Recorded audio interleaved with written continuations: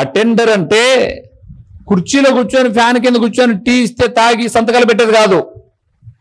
Attender అని అంటే ఈ బుక్ ఆయన దగ్గరికి, ఆయన బుక్ ఈయన దగ్గరికి, ఆ తర్వాత ఆడబెట్టిన టీ గ్లాసు ఆటికి, ఆ నుంచి ఈటికి, ఇవన్నీ మొయ్యాలి. MTech student. దేవుడు నిన్ను ప్రేమించి, నువ్వు ఎంటెక్కో బీటెక్కో యాటెక్కో నాకు తెలియదు కానీ కనీసం సంవత్సరానికి, సరే నెలకు ఒక 8,000 ఎంటెక్ స్టూడెంట్ బాధపడి అడిగితే నీకు ఒక 10,000, 15,000, 20,000, 30,000 ఎంతో దేవుడు నీ సామర్థ్యాన్ని బట్టి నీకు సంపాదన ఇస్తే దేవుని ఎడల నువ్వు ఎలాగున్నావు? తీసిన బతుకు కాకపోతే అని అన్నాను. ఎందుకు అలాగన్నాను? ఒక వ్యక్తిని మీకు చూపిస్తా. మత్తయి రాసిన సువార్త 6:19. మీ భూమి మీద మీ కొరకు ధనమును కూర్చుకునవద్దు, ఇక్కడ చిమ్మటయు తుప్పును తినివేయును, దొంగలు కన్నము వేసి దొంగిలిదరు, పరలోకమందు మీ కొరకు ధనమును కూర్చుకొనుడి, అచ్చట చిమ్మటైనను దానిని తినివేయదు, దొంగలు కన్నము వేసి దొంగిలరు. నీ ధనము ఎక్కడ ఉండునో అక్కడ నీ హృదయము ఉండును. భూమి మీద ఇల్లు ఉంది, దేవునికి స్తోత్రం. భార్యకు ఒక 4 తులాలు 5 తులాలు బంగారు ఉంది, డబల్ స్తోత్రం. పిల్లలు పెరిగేటప్పుడు ముందే దృష్టిలో పెట్టుకొని ఏదో బ్యాంకులో ఆర్డీలో ఈడీలో కట్టావు, వెరీ వెరీ గుడ్, మంచి చదువులు తెప్పించుకుంటున్నావు. నీకివ్వబడిన ధనములో అన్ని పొదుపులు, అన్ని సంతృప్తులు కలిగే రీతిగా భార్యకు నగానట్రా, పిల్లలకు నగానట్రా, రాబోయే కాలానికి పొదుపు, ఇవన్నీ చేసుకున్నావు. మంచిది, ఎవ్వరూ కాదనరు, అది అవసరం కూడా. అయితే నువ్వు పని చేయడానికి నీ శరీరములో శక్తి, నడవడానికి కాళ్ళు, మాట్లాడడానికి నోరు, చూడ్డానికి చూపు, జీవించడానికి లోపల ప్రాణాత్మ దేహములలో జీవము వదిన దేవుని కొరకు ఏం చేసావు? నువ్వు ఇచ్చిన ధనంలో ఏమైనా చేసావా?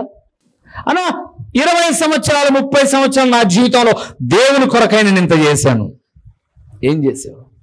చెప్పొద్దా దేవునికి లెక్క? ప్రక్కనున్న గాజా అనబడేటటువంటి దేశంలో, అంటే ఇజ్రాయెల్ ప్రక్కన ఉన్నటువంటి దేశంలో ప్రతిరోజు ఆకలితో చాలా మంది చచ్చిపోతూ ఉన్నారు, యుద్ధ భయంకరమైన పరిస్థితులను బట్టి. ప్రపంచ దేశాలలో ఉద్యోగాలు లేక చాలా మంది తలడిల్లుతూ ఉన్నారు. కనీసం నీ కుటుంబ పోషణ నిమిత్తమైన అంతో ఇంతో పని చేసుకోవడానికి నీలో ఉన్న శక్తి మీ అమ్మ నాన్న ఇచ్చింది కాదు, అది ప్రభు ఇచ్చింది. ఏం చేసావు ప్రభు కోసం? బైబిల్ గ్రంథంలో కొరింథీయులకు రాసిన 2వ పత్రిక 8, 9 అధ్యాయాల్లో మాసిదోనియా అనబడే పట్టణములో ఒక సంఘం ఉంది. వారు నిరుపేదలైనను వారి దాతృత్వము బహుగా విస్తరించింది. ప్రియులారా, ఈ దీన సేవకుడు చెప్పగలడు. ప్రియులారా, కళ్ళ ఎదురుగా కనపడుతున్న ప్రతి కట్టడము వెనక, సమకూరుస్తున్న ప్రతి పరికరం వెనక నేను మరణామరణ చెప్పగలను. దేవుడికి నేను ఇచ్చే అంతటోని కాదు, కానీ ఆయన ఇచ్చిన దానిలో కొంత నేను ఆయనకి ఇస్తూ ఉన్నప్పుడు ఆయన దీవిస్తున్న దీవెన అని చెప్పగలను. ఇవ్వాలంటే డబ్బు కాదు ఉండాల్సింది మనిషి దగ్గర. చూద్దాం ఆ మాట. కొరింథీయులకు రాసిన 2వ పత్రిక 8వ అధ్యాయము, కొరింథీయులకు రాసిన 2వ పత్రిక 8వ అధ్యాయము 12వ వచనాన్ని చూడండి. 8, 12 ఒక్కసారి చూసి చివరి వచనం చదువుకొని ముగింపులోకి వద్దాం. 8, 12 ఆ మాట బాగా చూడండి. కొరింథీయులకు రాసిన 2వ పత్రిక 8వ అధ్యాయము 12వ వచనము, మొదట ఒకడు సిద్ధమైన మనస్సు కలిగి ఉంటే శక్తికి మించి కాదు, కానీ కలిమి కొలదియే ఇచ్చినది ప్రీతికరమవును. ఇవ్వాలంటే ఉండాల్సింది డబ్బు కాదు. చెప్పండి, ఏముండాలి? మనస్సు. డబ్బు కాదండి. ఏం డబ్బు లేవా ప్రపంచంలో? ఎవరి కాడ లేవు? ప్రపంచంలో ఎవరి కాడ లేవు? అంబానీ భార్య తిరుపతి పట్టణానికి వెళ్ళిందండి దర్శనం కోసం. దర్శనం కోసం వెళ్ళిన తర్వాత ఇక్కడ నిత్యము అన్నదానం జరుగుతుందమ్మా, వచ్చే వాళ్ళకందరికీ మేము అన్నం పెడతాం ఉచితంగా, ఈ వచ్చేటటువంటి కానుకల్లో నుంచే మేము పెడతామని అనగానే, అలాగా ఈ మంచి కార్యములో నా కుటుంబం చేయలేకపోతే ఎలాగా అని 45 కోట్లు అలాగ రాసి వెళ్ళిపోయింది. ఈ కోట్లు కాదు, ఇచ్చే మనస్సు ఉండాలి. నువ్వు కోట్లు వద్దులే, వేలొద్దులే, నీ మనస్సు నేను ఇన్నేళ్లలో దేవుని కొరకు పరలోకమందు ధనాన్ని ఇంత కూర్చాను అని ఎంత చెప్తారు మీరు? నిన్న మనం ఒక ఫంక్షన్ చేశాం, మన పిల్లలు వచ్చి అన్న రాత్రి కూడా భోంచేస్తే అందరం కలుద్దాం, కొద్దిసేపు మాట్లాడుకుంటామంటే చాలా సంతోషం. ఇంత ఖర్చులో నాకు భారం అవుతుంది అన్న. మొదటిగా భారమే, ఎందుకంటే ఈ కూడిక కొరకు నేను దాదాపు చాలా దినాల నుంచి 1,00,000 రూపాయలు పొదుపు చేశా. ఇప్పుడు అదనంగా మళ్ళీ ఒక 10,000 పైబడి అవుతుందే అని అనుకొని ఆలోచించినప్పుడు, సరే పిల్లలందరూ కలిస్తే మనస్సులు విప్పి మాట్లాడుకుంటే నా బిడ్డలే కదా బాగుంటారు అని ఇంకా ఒక 12,000 అదనంగా అయితే 1,13,000 రూపాయలు ఫంక్షన్కి అయితే, సేవకులకు నేను ఇచ్చిన అర్పణ ఎంతో తెలుసా? 38,000 పురుగులరా. ఇక్కడికి వచ్చిన సేవకులకు ఇచ్చిన కానుక అందరికీ. గొప్ప కోసం చెప్పలా, గొప్ప కోసం చెప్పలా. ఎందుకు చెప్తున్నావన్నా అంటావా? ఒక దీవెన పొందుకోవాలి అని అంటే, ఒక ఆశీర్వాదాన్ని పొందుకోవాలి అని అంటే, ఒక అభివృద్ధి నెమ్మదికరంగా మన తదనంతరం మన పిల్లలకు ధనాన్ని పొదుపుగా మనం సమకూర్చుకోవాలి అని అంటే ఇచ్చే మనస్సు ఉండాలి. వాళ్ళన్నారు, ఏంటన్నా ఈ కార్యక్రమానికి వచ్చే వెళ్ళిపోతున్న మీరు కానుకివ్వడం ఏంటి? నా పిల్లలు రక్షించబడ్డారండి. నా కుటుంబంలో నా దేవుడు 25 సంవత్సరాలు కరోనా టైంలో నేను ఇట్లా వెళ్తూ ఉంటే ఎదురుగా శవాలు వచ్చాయండి. ఎందుకు వచ్చావు నువ్వు ఇక్కడికి అన్నారు ఆ ప్రాంతంలో సేవకులు. ఫ్లైట్లో వెళ్ళాను వాక్యం. ఎందుకు వచ్చావన్నా? ఎంత ఉధృతంగా ఉంది కరోనా, ఎవడు ఎప్పుడు చస్తాడో తెలియదు. స్టేజ్ మీద మైక్ పట్టుకొని అందరూ పాటలు పాడుతుంటే దీని మీద తమలపాకు మీద నీళ్లు చల్లినట్టుగా తుంపర్లన్నీ అని ఇడుస్తూ ఉంటే, ఎవరిలో నుంచి కరోనా నీ నోట్లోకి వస్తుంది, నువ్వెందుకు వచ్చావన్నా ఇక్కడికి అని అంటే, సువార్త ప్రకటించాలి కదా. నా ముందున్న సేవకుడు రాలేకపోయాడు, నేను రాకపోతే వేలు పెట్టుకున్న సభ ప్రకటించే వాక్యం వ్యర్థమైపోతుందని వచ్చానంటే, యవ్వనస్తుడన్నా, నీ వయసన్న 38, నీ వయసన్న 40 సంవత్సరాలు, 28 సంవత్సరాలు సేవకుడు లూథరన్ పాస్టర్ గారు చచ్చిపోయారన్నానంటే, ఒకవేళ చచ్చిపోతే ప్రభు చిత్తం, లేకపోతే నా ఇల్లునైనా చేరుకుంటే చాలని ప్రార్థనాపూర్వకంగా ప్రార్థన చేసి సువార్త ప్రకటించి ఇంటికి వస్తే అన్ని చోట్ల కరోనా. అది ఒకటైతే నా ఇంట్లోకి నేనే తీసుకొచ్చి కరోనా పెట్టాను నా భార్యకు. నా భార్యకు కరోనాను నేనే అందించా, ఎందుకంటే నాకున్న ఇమ్యూనిటీ పవర్ రాలా. తను డయాబెటిక్ పేషెంట్ కాబట్టి తనకు కరోనా వచ్చింది. డయాబెటిక్ అని చెప్పాను, బాధపడగా అంతేలే, డయాబెటిక్ పేషెంట్. సో వెంటనే డాక్టర్లకు ఫోన్ చేశాం. వాళ్ళు అన్నారు, ఇప్పుడు ఎక్కడ ఎవరిని తీసుకోవడంలా, జాగ్రత్త. ఆ పక్క రూమ్లో ఉంది, జగనన్న ఇచ్చిన మెడికల్ కిట్టుతోనే బాగైంది తప్ప మరొకటి ఏం చేసుకోవాలా. ఇన్ని మేలులు దేవుడు చేస్తే, దేవా నీకు థ్యాంక్స్ ప్రభు అని చెప్పుకోవడానికి ఏర్పాటు చేసుకున్న కూడికే తప్ప. మీరు చూసారు అందరు శాల్వాలు కప్పుతుంటే రాండి కప్పండి అనలా నేను. పదండి ముందు టైంలో మీకు భోజనం పెట్టాలి, టైంలో మీకు భోజనం పెట్టాలి. ఇలాంటి శాల్వాలు కప్పడాలు ఈ దేశంలో కాదు విదేశంలో సైతం కప్పుకొని వచ్చాను. ఇక్కడేం కప్పితే నేను పెద్ద గొప్పని కాదు, మీరు కప్పకపోతే నేనేం తక్కువ అని కూడా కాదు. మీ శాల్వాలు గిఫ్ట్లు కాదు, ముందు మీకు రైట్ టైంలో నేను భోజనం పెట్టాలి. మా పిల్లలందరూ వెళ్ళిపోయారు, పదండి భోజనం చేసేద్దాం, తర్వాత రండి కూర్చుందాం.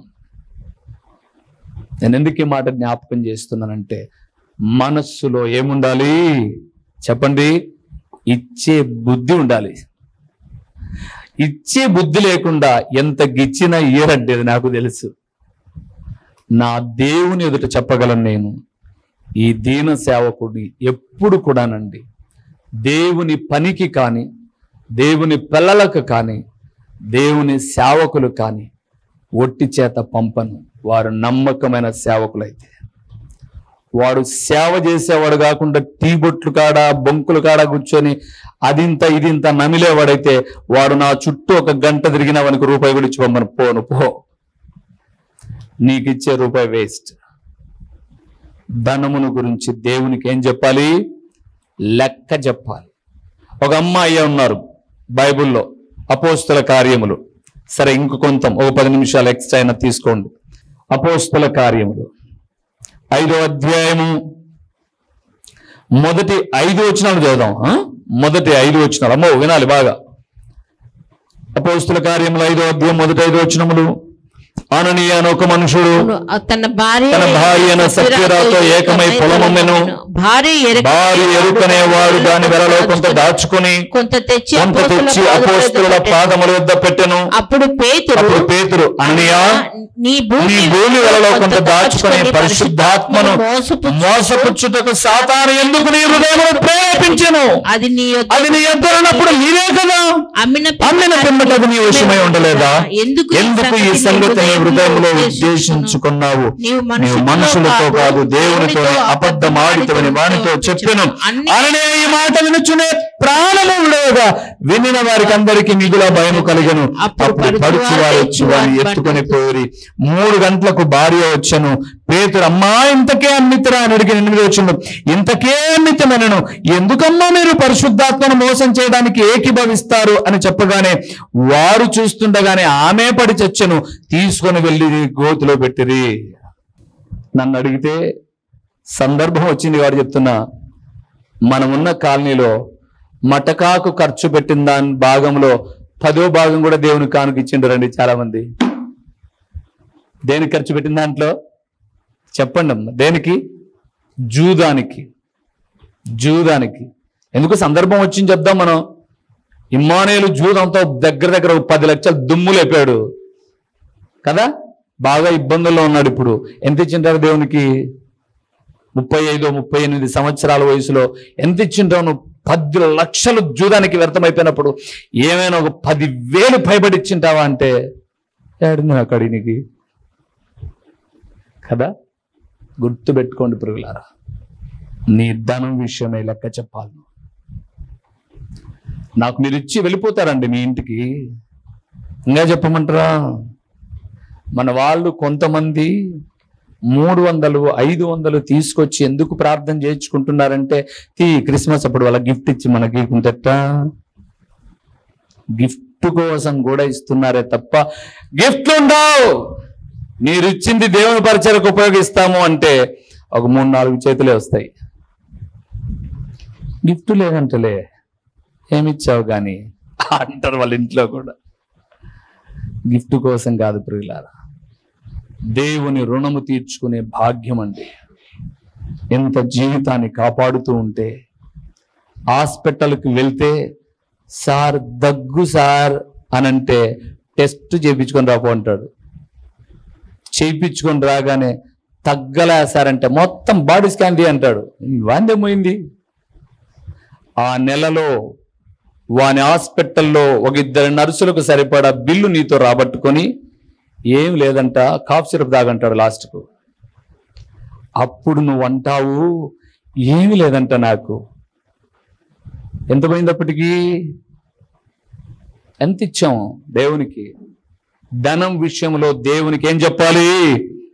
లెక్క చెప్పాలి పురుగులారా, లెక్క చెప్పాలి. మనం ప్రతి విషయమై దేవునికి లెక్క చెప్పాలి. నడవలేకపోతుంటే నీ క్యాప్ వేసుకో అన్నాడు. ఒక నీ క్యాప్ కొనుక్కుంటే 3 నెలలకు ఆ మోకాలు కాడ క్యాప్ లూజ్ అయిపోయి మళ్ళా క్యాప్ కొనాలా. నీ క్యాప్ ఖరీదు 300, అంటే మోకాలకు తొడుక్కునేటటువంటి సాక్షి 300. ఇంకా చాలా కూడా ఉన్నాయి, 3000 కూడా ఉన్నాయి. మరి ఇన్ని రోజులు మోకాలు ఇచ్చారా దేవుని నడవడానికి?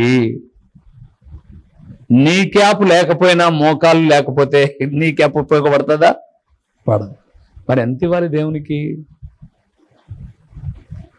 ఆక్సిజన్ పెడితే కరోనా టైంలో గంటకు 2500 రూపాయలు. 24 గంటల ఆక్సిజన్ ఇస్తున్నాడు దేవుడు. ఎంత ఇవ్వాలి? ధన విషయంలో దేవునికి ఏం చెప్పాలి? లెక్క చెప్పాలి. నీకు ఇచ్చాడు, దేనికో ఇచ్చాడు ఆయన. దేవా, పరలోకంలో నేను కొంత పొదుపు చేసుకుంటాను అనుకోకపోతే అది వ్యర్థం. కొంతమందికి ఎన్ని చెప్పినా, ఈ మధ్య ఒక ఆయనకి చెప్పాను నేను, సందర్భం వచ్చింది వాడు చెప్పి ముగిచేస్తాను. ఈ మధ్య ఒక పెద్ద ఆయనతో మాట్లాడుతూ, పెద్ద ఆయన 75 సంవత్సరాలు పైబడి, ఆ ఇంటికి ఒక పాస్టర్ గారు వస్తారు. ఆయనట మంచి ప్రార్థనా పరుడట. ఆయన అర్ధరాత్రి బాగలేకపోతే, వాళ్ళ కాపరి కాదు ఆయన, వాళ్ళ సంఘ కాపరి కాదు, అర్ధరాత్రి బాగలేకపోయి, అన్నా బాగలేదన్నా, భయం వేస్తుందని అంటే, నన్ను మా వస్తాని 50 కిలోమీటర్లు బండ్లో వచ్చి వాళ్ళ దగ్గర కూర్చొని వాళ్ళను ధైర్యపరిచి ప్రార్థన చేసి, రాత్రంతా వాళ్ళ కొరకు ప్రార్థన చేసి, వాళ్ళు ప్రొద్దున హాస్పిటల్కి వెళ్ళిన తర్వాత ఇంటికి వెళ్తాడంట. ఆయన చెప్పాను నాతో, ఆ ఇంట్లోనే మాట్లాడుకున్నాం మేము. అప్పుడు అన్నాను నేను, ఈ కుటుంబం బాగా దీవించబడిన కుటుంబం, వాళ్ళ హౌస్ రెంట్లే దగ్గర 4 లక్షలు వస్తాయి నెలకు. బాగా దీవించబడిన కుటుంబం. మీ కుటుంబం చాలా పేద కుటుంబం అని నేను విన్నాను. ఈ కుటుంబం నుంచి మీకు ప్రతి నెల ఏమైనా సపోర్ట్ అందుతుందా అన్నాడు. ఏమందదన్నా, ఇక్కడ వాక్యం చెప్పిన 500 కానికి ఇచ్చిపో అంటారని అన్నాడు. సరే ఉండు, వీళ్ళని కొంచెం మొబలైజ్ చేస్తాని ఆయన కూర్చోబెట్టి, ఇలాంటి సేవకుడు మీకు దొరకడం అదృష్టం. రాత్రి భయం వేస్తే వచ్చి ప్రక్కన కూర్చొని వాక్యం చెప్తున్నాడు, ప్రార్థన చేసి మిమ్మల్ని ధైర్యపరుస్తున్నాడంటే మీ పిల్లలు ప్రక్క నుండి రాలేరు కదా. ఇలాంటి సేవకుని పోషించాల్సిన బాధ్యత మీ మీద ఉంది. ఇలాంటి సేవకులను ప్రతి నెల పోషించాల్సిన బాధ్యత మీ మీద ఉంది. మిమ్మల్ని దేవుడు ఎంతగానో దీవించాడంటే ఆయన కూర్చొని ఇట్టిట్టిట్ట ఊకొడుతూ ఉన్నాడు. ఇంకా 2-3 ఘాటు మాటలని లాస్ట్కు పోయేటప్పుడు, ఈ పాస్టర్ గారు నన్ను గిల్లాడు, నా ఊరుకోన్నా, మళ్ళీ నేను చెప్పాను అనుకుంటాడు, నీకు గోకుతా అన్నాడు. ఉండు, నువ్వు నీ గోకేది పక్కన పెట్టు, వాని ద్వారా నీకు మేలు జరుగుతుందని నేను గోకుతున్నా అని ఇన్ని చెప్పిన తర్వాత మళ్ళీ అందరం సమాధానంగా బయటికి వెళ్ళాలి కదా. వెళ్ళే ముందుగా, అయ్యా సార్, మీరు తప్పుగా అర్థం చేసుకోమాకండి, సేవకులు చాలా ఇబ్బంది పడుతున్నారు, మీలాంటి వాళ్ళు ఇస్తే మీకేం తరగదు, కాబట్టి మీరు ఏదన్నా మనసులో పెట్టుకుంటారేమో, ఆయన మీద అపార్థం చేసుకుంటారేమో, నేనేం వెళ్ళిపోతాను, ఈ మీటింగ్ అయిపోతానట్లే, అలాగే చేయమాకండి, ఏదైనా మంచి నిర్ణయం తీసుకోండి అన్నాను. ఆయన ఏమని వింటాడంట వచ్చేటప్పుడు, ఆయన అన్నాడు, 32 ఏళ్ల నుంచి ఇట్లాంటి మాటలు వింటున్నా ఏ ఆకైనా రాలుతుంది, ఈతాక రాలదన్నాడు. వాని నరక బుద్ధి ఉండట్లే. 35 ఏళ్ల నుంచి ఇట్లా చాలా మంది చెప్తున్నారు ఇమ్మని సేవకులకు, ఏ ఆకైనా రాలుతుంది. ఏ ఆకు రాలదంట? మీరు చూడండి, ఈతాకు ఎండిపోయినా రాలదు, పచ్చిగా ఉన్నా రాలదు, ఏ కాలము రాలదు, అది నువ్వు గోక్కుంటే తప్ప కత్తితో. అంటే ఈ వాక్యం వింటున్న చాలా మంది అంటే, నువ్వు ఎన్నన్నా చెప్పుకో రూపేనన్నా, ఈ ఆకు రాలదు, ఈ ప్రాణం కదలదు అంటారు. రాలని ఆకును ఒకరోజు కత్తితో కోస్తారు. ఖచ్చితంగా కత్తి పెట్టాల్సిందే. చూడండి, మీరు ఎప్పుడన్నా నేదరోళ్ళ దగ్గరికి వెళ్ళి ఆ ముందున్న వరుసనంతటిని జేదగొట్టి కత్తి తీసుకొని అట్ట గోపుతాను, చక్కన ఎగిరిపోతుంది. అట్లా నువ్వు రాలాల్సిన అవసరంలా, కత్తి పెడతాడన్నా చూడు. నువ్వు అనొచ్చు ఇప్పుడు, ఏం కత్తి పెడతాడన్నా మా మిందికి, మాకేం కత్తి పెడతాడు? హాస్పిటల్కి పోయిన తర్వాత డాక్టర్ మొట్టమొదట పెట్టేది ఏంది? ఆపరేషన్ చేయాలంటే ఏం పెడతాడు? ధనము విషయమై దేవునికి ఏం చెప్పాలి? మనం లెక్క చెప్పాలి. చాలా ఓవర్డోస్ అయింది, లేచినప్పుడు ప్రార్థన చేద్దాం. ఇంకో మాట ప్రభు బలలో చెప్తాను. ఈ సమయం అందు దేవుడు మనతో మాట్లాడిన మాటలు విన్న మనం మన రహస్య జీవితం గురించి లెక్క చెప్పాలి. మాటల విషయంలో లెక్క చెప్పాలి. మూడవది, ధన విషయంలో లెక్క చెప్పాలి. ధన విషయంలో లెక్క చెప్పాలి. ఇక చివరిగా మనకిచ్చిన తలాంతుల విషయంలో లెక్క చెప్పాలి. తలాంతుల విషయంలో లెక్క చెప్పాలి. నీకు దేవుడు ఏమేమి తలాంతునిచ్చాడో దాన్ని ప్రభు కొరకై ఉపయోగించుకోకపోతే ఖచ్చితంగా లెక్క అడుగుతాడు ప్రభు. ఈ మాటలు విన్న దేవుని కుమారుడా, కుమార్తె, ఎన్నేళ్ళైంది దేవుని నమ్ముకొని? ఇంతకాలం నీ మనస్సు ప్రతిస్పందించి ప్రభు కొరకు నువ్వు చేసిన పనులేంటి, ఆయన కొరకై నువ్వు చేసిన కార్యములేంటి, ఆయనను నమ్ముకొని కూడా ఇంకా రహస్యంగా భార్య, భర్త, పిల్లలు, కుటుంబం, సంఘం, సమాజం కళ్ళు కప్పి పాపం చేస్తున్నావు కదూ. నీ పాపము ఒక రోజు నీకు శాపము కాకముందుగానే ఈ సమయం ముందు ఒప్పుకొని విడిచిపెట్టు. ఆయన కనికరాన్ని పొందుకుంటావు. నోరుంది, నా నోరు నా ఇష్టం, నా మాటలు నా ఇష్టమని నీ నోటికొచ్చినట్లు మాట్లాడి సింపుల్ గా సారీ అందామనుకుంటున్నావా? లెక్కడుగుతాడు దేవుడు, లెక్కడుగుతాడు, లెక్కడుగుతాడు. జాగ్రత్త. దేవుడు నీకు పోషణనిచ్చి సంరక్షణనిచ్చి ధనాన్ని ఇస్తే ఇవ్వకముందేమో దేవుడిస్తే నేను ఏదైనా దేవునికి ఇద్దాం అనుకున్నాను, ఇచ్చిన తర్వాత ఆయనకి ఇవ్వడానికి నీకు మనస్సు లేదు కదూ. ఒకరోజు జీవితాన్ని ఇబ్బందుల కొలిమిలో నెట్టు వేసుకుంటున్నప్పుడు, దేవా నాకు ఇది అన్నప్పుడు ఆయన ప్రతిస్పందన ఎలాగుంటుందో జాగ్రత్త సోదరుడా. జాగ్రత్త పరచబడి నేను లెక్క చెప్పాలి, నువ్వు లెక్క చెప్పాలి. ఎందుకంటే లెక్క చెప్పుటకు బాధ్యతలు ఇచ్చిన వాడు ప్రభు కాబట్టి. బెల్షస్సరు దానియేలు చెప్పిన మాటలన్నీ విని మెచ్చుకున్నాడు, కానీ మనస్సు మార్చుకోనందుకు ఆ రాత్రే చచ్చిపోయాను అని రాయబడింది 5వ అధ్యాయం చివరి లైన్లో. మార్చుకోకపోతే మన జీవితాలు అంతమొందుతాయి. ప్రార్థన చేసుకుందాం. మహిమ స్వరూపివైన మా ప్రియమైన పరలోకపు తండ్రి, మహోన్నతుడైన దేవా, నీ ఘననామమునకు స్తోత్రములు చెల్లిస్తూ ఉన్నాము నాయనా. నీ మాటల మాధుర్యతను విన్నాం. సమస్తము ఎరిగిన దేవుడవు నీవు.